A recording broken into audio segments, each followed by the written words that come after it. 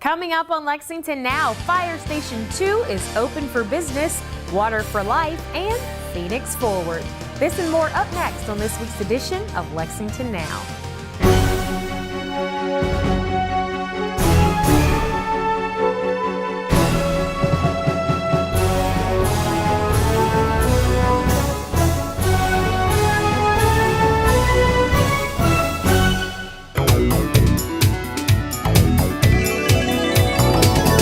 I'm Sherelle Roberts, and welcome to another edition of Lexington Now, where we give you an inside look at what's going on around the urban county government.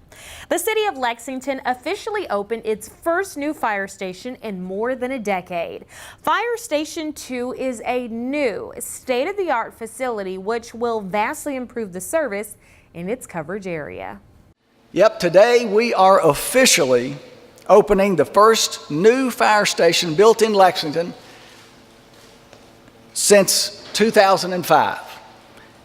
And this replacement for Fire Station 2, it was built first in 1953, 64 years ago.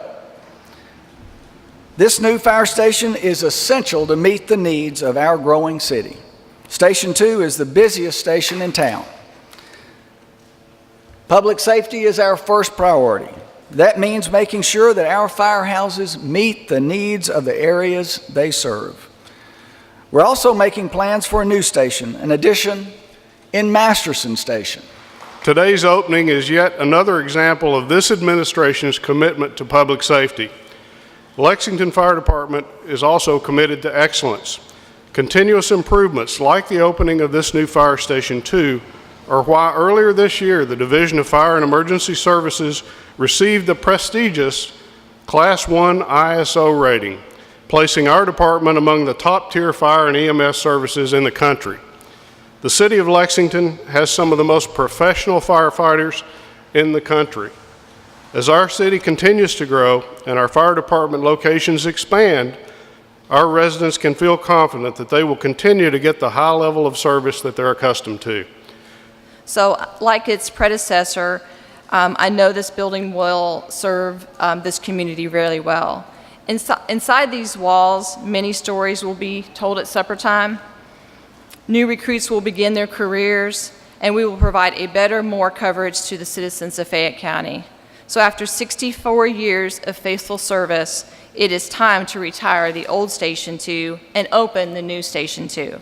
I invite you to tour the station at the conclusion of the ceremony. It's truly remarkable. We designed it. We sent the designs to I don't know if it was the jail or the Blackburn facility or somebody that is incarcerated, and they made our tables for us. So they did a great job on it. But again, this is designed by guys that are currently assigned here. And then, another thing, these chairs, they also made these chairs and burnt the city seal. You can see another status board right there. So that's the whole kitchen. The whole firehouse is trying to be more energy efficient, so it is geothermal. The building is. This here is a storm fallout shelter, so it's completely encased in concrete. And this is where the ambulance crew, this is their separate room. So when they go out at night, we don't hear them go out. They only hear themselves go. And then their rooms are on the other side, their bunks are on the other side of that wall there. Okay. Every firefighter gets their own personal locker, so that's what all these are, is there's an outside locker and an inside locker. So these are all the inside lockers. Again, one of the big things in the fire service now is our increased risk of cancer because of things we're exposed to. So we don't want to get different products of combustion from wiping down the inside of the truck that's full, has smoke all over it, and mix it in with our clean stuff. We're trying to reduce our chances of cancer, basically our incidences of cancer. It's a place of safety. It's a place of security. It's a place where people are ready to risk their lives at literally a moment's notice. The honor of having that in the 5th District and so close to so many other districts is rare and prized by me. I think today's event only reinforces the commitment of the mayor and the council to invest in public safety. And as our city continues to grow, I think it's important that we continue to give our well-trained firefighters and EMTs the tools and resources they need to reach every inch of Lexington?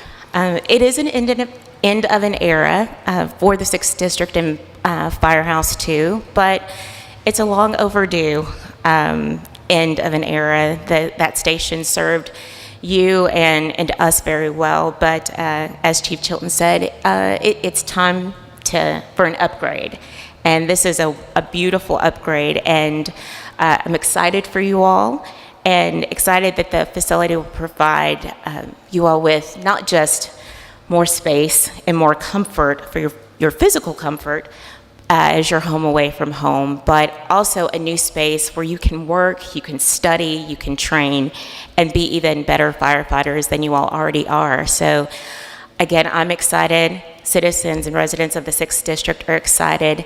Thank you to the men and women who are serving now, but also to the men and women who got us here on the fire department.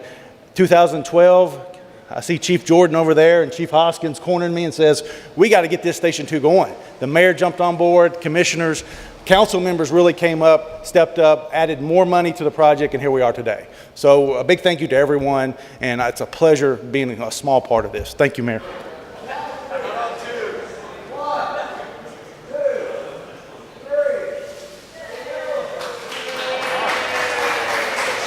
For more information about the new Station 2 and the fire department, you can visit the city's website. It's lexingtonky.gov. This past weekend, Kentucky American Water hosted Water for Life. It's a festival designed to educate families and individuals on the many elements that go into bringing you clean water. This is the Water for Life event out at Jacobson Park, and the event here is actually kind of taking a conference of water professionals, water and wastewater professionals from the conference to the people, so to speak, to the community. And so we've got about 1,500 people that'll be in town this weekend for the conference. And so this event is part of that, but it's to teach people, teach the community about water and wastewater services and all that's involved with doing those. So you have everything from exhibits on water treatment to water quality, water conservation, and the environment as well. So it's a great way to reach out to the community, kind of give back as well as do some education. We hope that when people leave the park today, they'll have a better appreciation for our precious natural resource, our most precious natural resource, water, and also ways that they can help preserve and protect it for future generations. We also hope that they have a better appreciation of what it takes to provide good, safe, clean drinking water, as well as quality sanitation services. Today we went to Water for Life, and I went to the fire truck, and then I went to the garbage truck, and I got to honk the horn. The most fun thing I did, we did a bubble, and it's a huge bubble, and so you're holding these two bars, and it's hooked to like a string, and you put it in the bubble stuff, and then you hold it for a minute, and then you put the sticks together, you take it out, and then you pull it apart and back up, and then it makes a big bubble flowing by.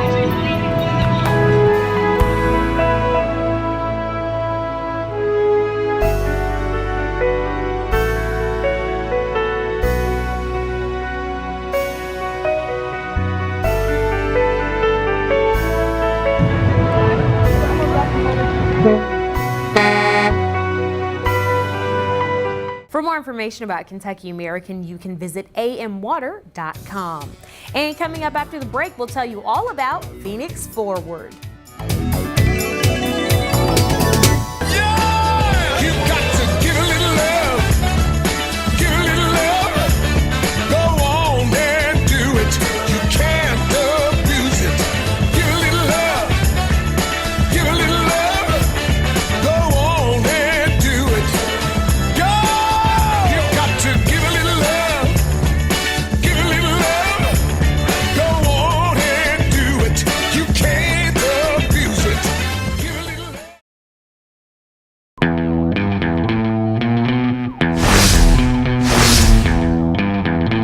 Hello, I'm Detective Mark Thomas with the Lexington Police Department. You may also know me from Bluegrass Crime Stoppers.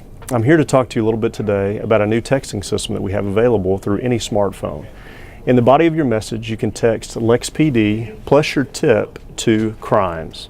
When you're submitting anonymous information, we ask that you include several things that would help us conduct the investigations more thoroughly, such as a person's name, their home address, possible license plate numbers, any other people involved, or why you think that they're conducting the type of activity that you believe that they are. All of those things, no matter how small you believe they could be, are relevant to the investigation. So please include those. So remember, you can send your anonymous tip information either through text, you can call the Bluegrass Crime Stoppers anonymous tip line at 859-253-2020, or you can go online to bluegrasscrimestoppers.com. Thank you.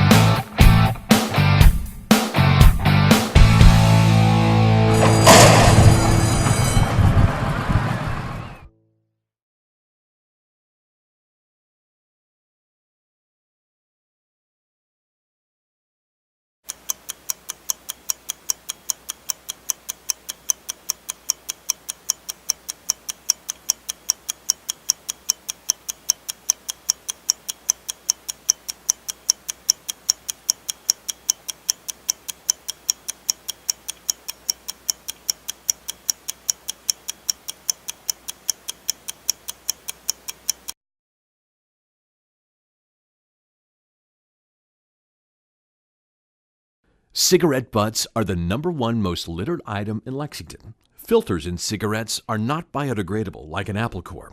They can take up to 25 years to decompose. Please put your butts where they belong. Don't trash the Bluegrass. Welcome back to the show.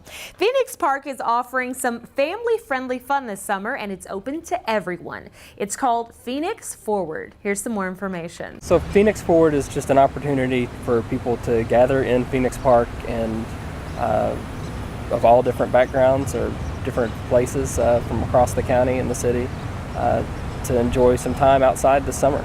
It's an underutilized park, and so we wanted to find some ways that could attract people down here. You know, part of our initiative with the Phoenix Forward project is to revitalize Phoenix Park and increase our partnership with the Lexington Public Library. It's really a way to incorporate not only the library in the park, but it's a way to allow our downtown residents, our folks who work downtown, passers-by through the park, to be able to get more use of the space. So we are looking at Phoenix Forward. We presented this to the Knight Foundation as part of the Knight Cities Challenge as a way to bring more energy and livelihood into these spaces. And like Monica said, we really want these to be great public spaces that everybody can enjoy, be that through the dog park or the family programming or the adult programming after hours, which is really kind of geared towards the young professional community. We really wanted to make these spaces more functional and inviting for everybody. The public spaces downtown are really what helps knit the city together, and so it's important that we pay attention to those and help activate those and actively manage them, both as resources for the people, the workers, the community, the visitors, and everyone that's passing through our downtown. And so it really, a project like this just gives us an opportunity to test out new ways to do that, and helps us kind of link together our other partners like the library, the other surrounding businesses, the farmers markets on Saturday, a block away. For June and July this summer, Tuesdays through Thursdays, and on Saturdays there's going to be a variety of different events, both in the park and in the library. And so on Tuesdays and Wednesdays there'll be different activities for after work in the park. There'll be a beer garden and programming from 4 to 8 for our young professionals. On Thursdays there'll be more of a family atmosphere with inflatables, face painting to kind of coordinate with Thursday Night Live. And on Saturdays, the Downtown Public Library will be working to program in the park and offer activities for kids and petting zoos and lots of fun activities. As part of Phoenix Forward, Central Library has created a Discovery and Play Lab on the Central Library's second floor. That space is open daily. It will have weekly rotating activities. It has areas designed for babies and toddlers, areas designed to do different STEAM and artistic programming with children, and then also some gross motor skills. So the hope is that children and families can come downtown, be it for a farmer's market or a library program or whatever activities that appeal to them, and be able to learn and stay downtown a little bit longer and experience all the great things that Lexington has to offer. So all of these programs will be going on weekly throughout June and July. The biggest thing is to check out facebook.com/PhoenixForward. We'll have daily updates there with weather and current list of programming. Well, it seems that just about everybody knows that cell phones and driving are a dangerous combination, but there's another danger that isn't quite so clear-cut, and that's pedestrians who are distracted by their personal devices while walking. Now a new campaign is being launched to alert people to the dangers. I work in traffic engineering, and we were one of the first. We're a part of a pedestrian safety working group, which includes different divisions within city government. This is one facet of kind of the 3E approaches that we've tried to have, which is engineering, enforcement, and education. So this is the education portion of that approach to pedestrian safety. Well, what's going on today is we're trying to do kind of a guerrilla involvement of getting pedestrians involved with a marketing campaign of pedestrian safety. So this particular portion of this is cell phone usage is kind of on the rise, so we're hoping to encourage basically eye contacts and awareness of your surroundings. So when you approach an intersection or approach a crosswalk, you make eye contact with the drivers or the vehicles, and just in general be aware of your surroundings. So we have different messages, 3 different messages that we're trying to we're allowing the citizens to chalk paint down on sidewalks at different areas near the downtown area. We've had, in my opinion, a great turnout. We're actually almost out of paint. I think there's been over 40 people that have come and gone. Some have come on their lunch break, painted, gone out a few different spots, come back. We've had a couple families, so I think it's been a really good turnout.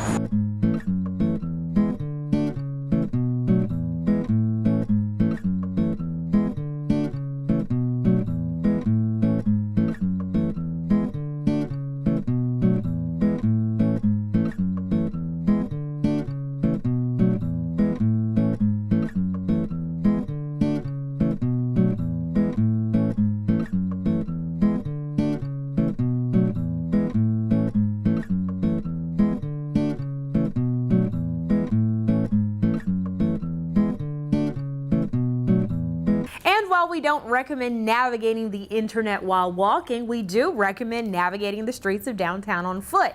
And did you know that there are wayfinding signs throughout downtown that are designed specifically with pedestrians in mind, and they make downtown more walkable than ever? Have you ever been walking around downtown and tried to find your way around and wish there was something that could lead you in the right direction? Well, now there is. Installation has started on new wayfinding signs designed to make Lexington a more walkable and pedestrian-friendly city. More than 50 signs will be installed at 25 major intersections throughout the downtown core during the first phase of the Walk Lex program. During the second phase, at least 64 additional signs will go up at 32 intersections near the University of Kentucky and Transylvania. All the signs are expected to be installed within 4 to 6 weeks. The signs will give pedestrians directions to major landmarks or districts, and they will indicate how long it will take to walk there, such as Rupp Arena is a 4-minute walk from a certain location.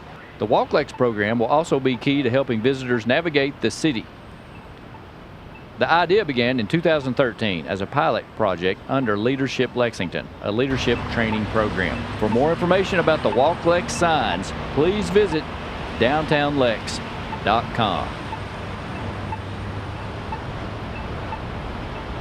There's a busy televised meeting schedule this week, including the General Government and Social Services Committee, Council Work Session, and Council meeting. That's all on Tuesday.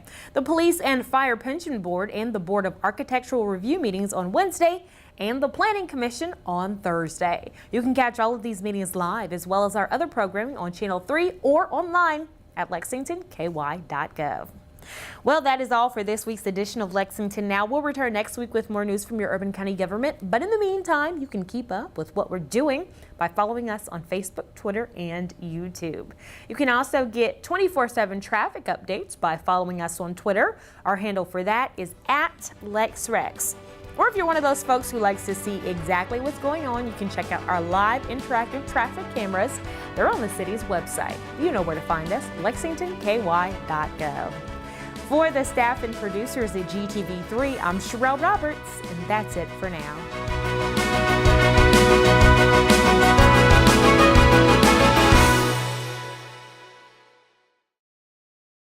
The preceding program was produced through the facilities of GTV3.